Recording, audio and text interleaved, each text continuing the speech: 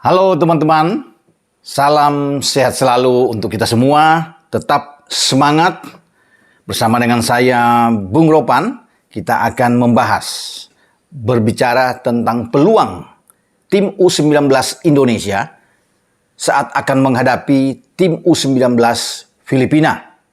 Ini di matchday keempat di grup A, di mana mengharuskan pasukan Sintayong bukan saja ingin mencetak kemenangan, tapi mendapatkan gol sebanyak mungkin. Karena ini penting. Kita menang 3 poin, oke, tapi kita juga perlu gol yang banyak. Sehingga kita punya tabungan gol di dalam hitung-hitungan menjaga, mengantisipasi di pertandingan terakhir kalau seandainya poin kita Vietnam dan Thailand sama 11 dengan asumsi lain bahwa Vietnam dan Thailand bermain imbang di laga terakhir, nah ini akan berpengaruh. Sekarang kita memasukkan 7 kemasukan kosong. Enak buat kita kalau kita bisa mencetak 3-4 gol ke gawang Filipina. Sehingga kita naik dengan drastis dalam hal posisi selisih gol kita. Dengan 11 tanpa kemasukan ini akan jauh lebih bagus. Karena di grup A ini hanya kita dan Thailand yang belum kemasukan. Thailand memasukkan 4 kemasukan kosong, kita memasukkan 7 kemasukan kosong. Ini luar biasa, karena kita sudah melewati 2 pertandingan yang krusial menghadapi tim kuat seperti Vietnam dan Thailand yang berakhir imbang. Di mana gawang kita tetap clean sheet. Penjaga gawang Cahya Supriyadi tampil luar biasa. Menjaga gawang Indonesia ini untuk tidak kemasukan sebiji gol pun, termasuk melawan Thailand dalam pertandingan yang sangat berat, saya pikir, terutama di babak kedua. Kita ketika digempur habis dan Cahya Supriyadi tampil sebagai pahlawan dengan menggagalkan beberapa kesempatan peluang dari Thailand itu bisa mencetak gol. Bagaimana juga dia memberi rasa percaya diri kepada seluruh pemain, terus bisa memberikan semangat. Ayo, tampil bagus. Ya. Dan ini perlu bagi seorang penjaga gawang untuk terus mensupport pemain-pemain belakang yang mendapat tekanan luar biasa. Dan dia bisa membuktikan sebagai penjaga gawang terbaik saat ini bersama dengan tim U19. Nah, kita akan tunggu penampilan dia juga yang harus bagus, harus konsisten di saat menghadapi Filipina. Nah, kalau bicara dengan Filipina ini, saya pikir kita akan menang. Kalau melihatnya, bukan takabur, bukan untuk mendahului, tetapi kita bisa mengalahkan Filipina. Karena Filipina ini menjadi tim juga terlemah bersama dengan Brunei di grup A ini. Sejauh ini mereka sudah mengalami 3 kekalahan tanpa memiliki 1 poin pun, sama seperti Brunei. Bahkan gawang dari Lance Bencio, penjaga gawang Filipina ini sudah kebobolan 8 gol. Mereka baru memasukkan 2 gol. Jadi inilah mengapa saya katakan kita punya kesempatan untuk bisa mengalahkan Filipina. Tetap harus fokus. Ya. Menang mungkin bisa. Kalau cuma menang dengan 1-0, saya pikir kita bisa mendapatkan itu. Tapi sekali lagi kita harus bisa mencetak gol sebanyak mungkin. Karena ini penting di saat akan menghadapi Filipina. Jika Vietnam bisa membuat 4 gol, mengapa tidak kita bisa melakukan hal demikian untuk bisa mencetak juga 3-4 gol ke gawang Filipina. Ya memang tidak mudah, perlu kerja keras, perlu perjuangan.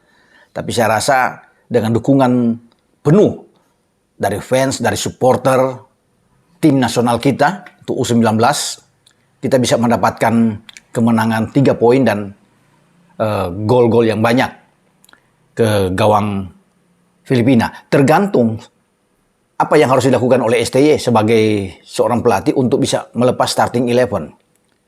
Pola apa yang akan dimainkan oleh pelatih asal Korea ini? Apakah dengan 3-4-3 atau 4-3-3? Kita tidak tahu di sini. Masih ada juga pola lain yang bisa dia kembangkan. Mungkin dengan 3-5-2. Menumpuk gelandang sini banyak dan hanya menempatkan Ronaldo Kuate dan Hoki Caraka di depan. Kakang akan bermain dari sisi kanan dan Gael Tata dari sisi kiri dengan 3 gelandang yang dia harus siapkan untuk mengisi kekosongan dari Marcelino Ferdinand, gelandang terbaik pengatur ritme permainan yang absen karena cedera. Memang pengaruhnya ada. Tanpa Marcelino ini tidak ada pemain yang bisa memimpin di tengah untuk menjadi jenderal. Playmaker di sini tidak ada. Namun saya pikir dengan gelandang-gelandang lain pun bisa diandalkan oleh STY. Karena kita masih punya Arkan Fikri, tipe petarung, tipe pekerja keras yang baik. Dimas Yuliono juga bisa main di sana. Salah satu pilihan di antara Sanadin Faris atau Muhammad Rafli Asrul. Ini yang bisa dimainkan. Tergantung sekarang STY untuk melihat mana yang lebih didahulukan. Apakah Rafli atau Sanadin untuk bisa mendampingi Dimas dan Arkan di posisi tengah. Karena di dua flank ini bisa dimanfaatkan dengan saya bilang tadi, Kakang dan juga dengan Tata di kiri. Untuk bisa membantu bergerak dari sisi flank ini dan memberikan crossing-crossing, umpan-umpan, memanjakan bagi dua striker kita. Karena walaupun kita bisa mencetak 7 gol ke gawang Brunei, dengan Hoki bisa mencetak 4 gol dan Ronaldo 1 gol, tetapi ini kan Brunei, tim yang ada di bawah kita. Dan kita bisa melakukan itu dengan baik karena pertahanan juga ya. Brunei yang sangat rapuh, memudahkan. Tapi sudah terlihat kan, saat menghadapi Vietnam dan menghadapi Thailand, kita kesulitan. Ya, baik Ronaldo dan Hoki. Nah, ini kesempatan menghadapi Filipina. Yang tidak beda jauh dengan Brunei, kita bisa mendapatkan itu dan mengembalikan rasa percaya diri lagi bagi anak-anak, terutama bagi dua striker kita di depan. Yang selalu mandul di saat menghadapi tim yang berimbang dengan kita seperti Vietnam dan Thailand. Disinilah ujian bagi Ronaldo dan juga dengan Hoki. Untuk bisa membuktikan kapasitas mereka di depan. Karena STY juga agak mengeluh juga. Dengan finishing touch atau penyelesaian akhir di depan yang memang masih kurang. Dan di sini diperlukan bantuan kembali dari seorang Kakang. Seperti ketika ia lakukan menghadapi Brunei. Dengan ada 2 assist penting yang dilakukan, diberikan kepada Hoki. Termasuk dengan Tata. Tapi catatan bagi Tata tidak boleh terlalu terburu-buru. Ini anak kurang tenang bermain. Di saat dia bebas untuk bisa memberikan umpan, malah tembakannya agak ngawur keluar. Ya. Terlalu terburu-buru. Memang semangatnya ada. Tapi di sini butuh pemain yang punya visi yang bagus. Bisa bermain, bisa mengontrol juga bola dengan baik. Passing juga harus bagus. Percuma hanya terus bisa berlari dan berlari, tapi umpan-umpan ngawur semua. Nah ini saya pikir tugas dari STY untuk bisa memberikan pengarahan motivasi. Dan saya pikir dia sudah bisa melakukan itu terhadap pemain-pemain. Atau jika Tata tidak dimainkan, katakan main di babak kedua, nah dia bisa memainkan sekaligus 2 gelandang petarung di sini. Rafli Asrul dan juga dengan Sanadin Faris untuk bisa mendampingi Dimas dan Arkan Fikri di tengah. Memberikan kesempatan kepada Kakang untuk ke depan untuk terus bisa membantu. Karena kita masih punya 3 back dan saya rasa sulit bagi pemain-pemain Filipina untuk bisa menaklukkan Muhammad Ferrari di belakang, Ahmad Rusadi, dan juga dengan Marcel Januar. Apalagi kita punya penjaga gawang yang kuat, yang baik seperti Cahya Supriyadi. Jadi memang ini 3 back yang baik buat kita yang akan membuat pemain-pemain Filipina itu frustrasi. Sulit ya. Kalau untuk bisa mengawasi, mungkin hanya ada 1-2 pemain Filipina. Ya, Sandro Miguel Reyes juga perlu diperhatikanlah pergerakan pemain ini yang bisa mendatangkan bahaya bagi pertahanan kita. Anthony Carino, pemain Filipina ini, atau Saud Mendes, ya, pemain yang juga sangat cepat. Ya, kita akan lihat bagaimana STY bisa memainkan starting 11 terbaik versi dari STY itu yang kita akan tunggu. Ya. Secara permainan, saya rasa kita akan lebih mendominasi terhadap Filipina. Dan Filipina hanya akan melakukan counter attack, serangan balik. Mereka menunggu, kemudian melakukan serangan balik. Dan ini tidak akan efektif buat Filipina bermain seperti ini. Nah, kalau kita melakukan high pressing atau pressing yang tinggi terhadap mereka, pasti mereka juga kelabakan. Makanya di tengah itu kita perlu pemain-pemain yang kuat. Ya. Kita harus buktikan, terutama bagi Arkan Fikri, Dimas, entah Sanadin yang dimainkan, atau Rafli di sana, harus bisa memperlihatkan kemampuan mereka. Di saat tidak ada Marcelino, mereka harus bisa melakukan hal yang terbaik.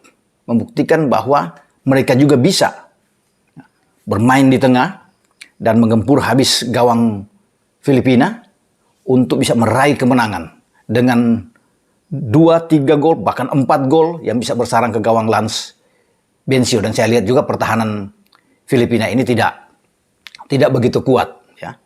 Beda-beda tipis Betty dengan pertahanan dari Brunei yang kita bisa gempur, bahkan di babak pertama kita sudah bisa mencetak 6 gol. Nah, siapa yang akan menggantikan peran dari Marcelino? Sudah katakan memang sulit untuk bisa melihat ini. Tapi mungkin saya berharap kalau Rafli Asrul dimainkan lebih awal, mungkin dia bisa memimpin di sana. Atau berduaan secara bergantian bersama dengan Arkan Fikri untuk bisa mengambil alih peran dari Marcelo ini untuk terus mengalirkan bola ke lini serang yang ditempati oleh Hoki dan juga Ronaldo. Nah, kita berharap bahwa kita bisa memenangkan laga ini sehingga lebih enak buat kita di saat akan menghadapi Myanmar dalam pertandingan hari Minggu dan pertandingan yang menentukan. Karena kita juga akan menunggu hasil dari Myanmar dan Vietnam. Ini yang ramai di grup A, karena Myanmar sekarang ada 1 poin di atas kita. Memungkinkan juga bagi mereka untuk lolos kalau mereka bisa mengalahkan Vietnam. Tapi saya kira ini berat buat mereka, karena Vietnam sedang dalam percaya diri yang sangat tinggi, juga akan bersaing untuk bisa lolos. Dan kalau bicara peluang, saya pikir Vietnam yang akan menang melawan Myanmar. Namun kita tidak tahu di atas lapangan apa yang akan terjadi. Nah, kalau Vietnam menang, tentunya kita akan bersaing dengan mereka di pertandingan terakhir. Lawan kita adalah Myanmar. Tidak main-main juga. Myanmar tentunya berkeinginan untuk bisa mengalahkan kita. Tapi yang paling penting kita amankan dulu Filipina.